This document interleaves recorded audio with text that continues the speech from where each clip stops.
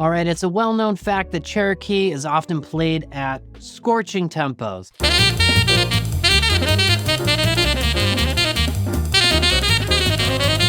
But what I want to talk about are some of the melodic, rhythmic, and harmonic devices that we can utilize when soloing on such a tune.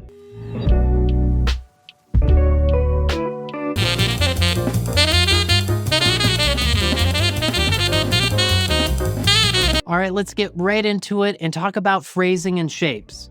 Now, in this first example, I'm going to take basically two melodic cells, a 4-note shape or cell and a 2-note shape or cell, and I'm going to repeat it as a means of creating interest.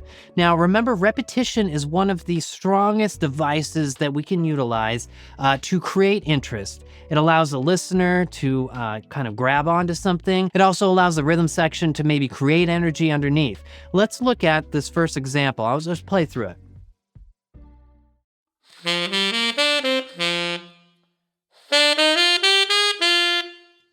Just the first half there. Now, really what I like to do is think about creating call and response, and even if that's with myself, as a means to create some sort of structure in my solo. So again, in this instance, I'm taking a 4-note cell followed by a 2-note cell. The 4 notes are ascending, the 2 notes are descending, which gives me some sort of delineation mark.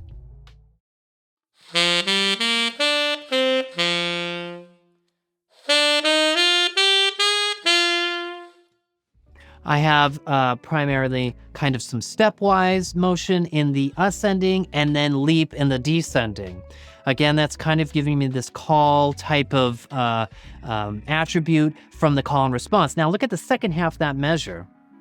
I'm actually going to use some more eighth notes, something longer, something as a response. And in this case, I utilize the altered scale on this dominant. Now, I love to use the altered scale, which is the 7th mode of melodic minor. Remember, melodic minor is like a major scale with a flatted third, and the jazz players typically use the ascending version. So it is the same going up as going down. And in this case, I'm on a C7 for the tenor players, which is B flat concert. And I'm going to use that altered scale. If it's the 7th mode, then C is the 7th of my melodic minor, which would be D flat. So I'm thinking D flat melodic minor starting on C, but really what I want to utilize are those different altered chord tones. We've got our flat 9, sharp 11, and flat 13. Check it out.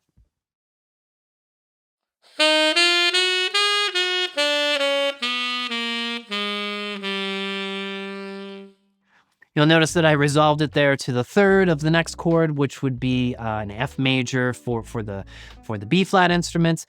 So I resolved that last note in the measure, the B flat, to the A.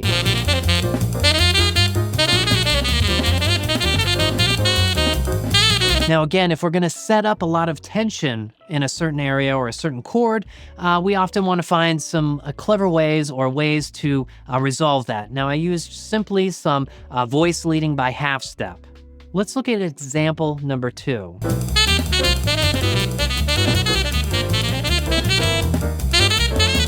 So here, I'm actually thinking of a couple of different things. I'm thinking about trying to find some more colorful ways to express the dominant chord, which is an E7 in this case for the B flat instruments. And then I'm also thinking about how can I utilize some rhythmic repetition like I did in the previous example. Let's play through it.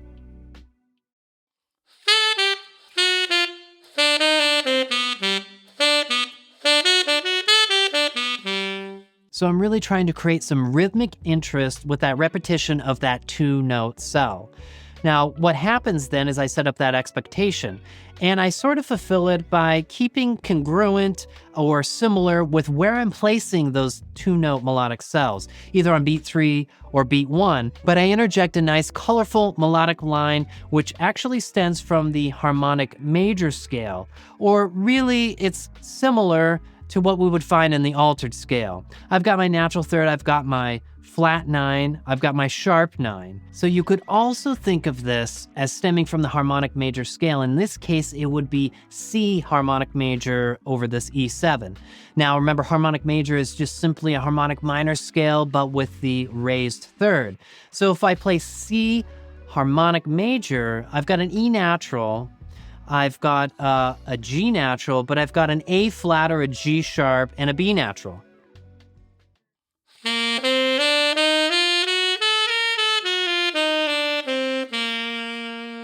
But you could also simply think of it as our altered scale with the sharp 9 and the flat 9.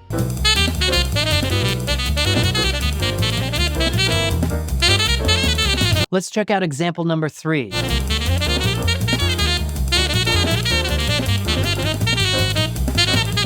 Now, example number 3, let's pay particular attention to the last half of that example. That's really where the colorful note choices are happening. Now, remember, there are major triads, and there are minor triads, and there are augmented triads, all within certain diatonic scales. Now, in the melodic minor scale, we've got some major triads and some augmented triads. Check out the last half of this example. Right on the C7.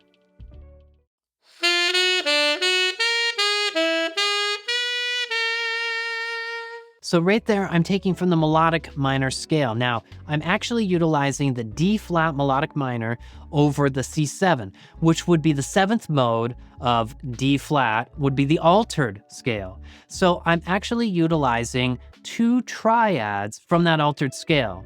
I'm utilizing an augmented triad, and I'm utilizing a major triad. Now, the major triad is off of F sharp, and then our augmented triad, we'll say, is off of E or the sharp 9 of our D flat melodic minor. So really what I get is this: E augmented and F sharp major kind of intertwining and going back and forth.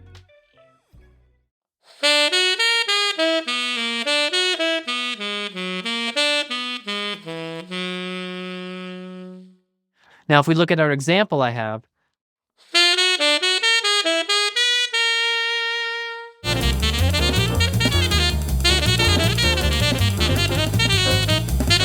it's a great way to create tension and choose colorful note choices within a really solid structure of a triad. Now, in example 4 here, it's very similar in the fact that I'm utilizing triads. I love to use triads because they're a very strong structure, but they also allow me to kind of find some really colorful note choices if I base those triads in more colorful scales or modes. Now, in this case, we're going to utilize augmented triads over a dominant chord. Now, this is a G7 for our tenor players, or F7 concert. I'm going to utilize the E flat augmented triad, which is the augmented triad off of the flat 6. And then I'm also going to use the F augmented triad, which is the augmented triad off the flat 7. So you could say the flat 6 or flat 13 and the flat 7 have really nice augmented triads. Now, those notes, in this case off the flat 6, would be E flat, G, and B natural. That E flat gives us our flat 6, the G our root, and the 3rd would be B. Now, the flat 7 augmented triad gives us our flat 7, our 9, and our sharp 11, which would be C sharp. Let's take a look.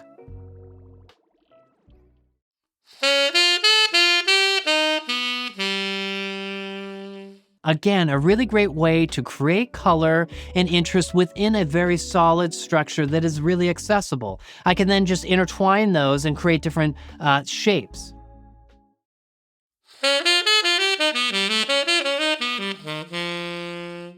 I might approach each by half step.